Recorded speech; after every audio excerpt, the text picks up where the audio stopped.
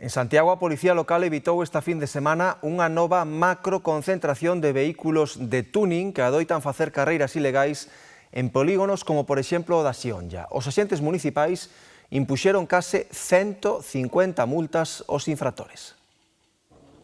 A Policía Local de Santiago impuxo un total de 149 multas no polígono industrial da Xionlla na noite do pasado venres ao sábado. 98 delas foron por excesos de velocidade e outras 51 por infraccións administrativas, a gran maioría por realizar reformas de importancia nos coches sen contar coa obrigatoria homologación.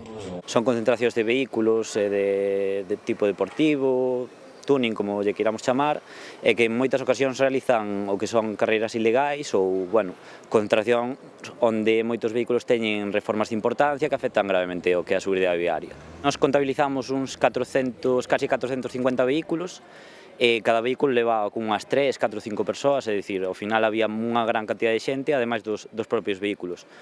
Estas carreiras ilegais son un tema recorrente que preocupa moito aos usuarios dos polígonos industriais. Empresarios e traballadores felicitaban hoxe os responsables do operativo, xa que saben da dificultade de controlar este tipo de eventos que se convocan a maioría das veces por redes sociais e de xeito máis ou menos improvisado.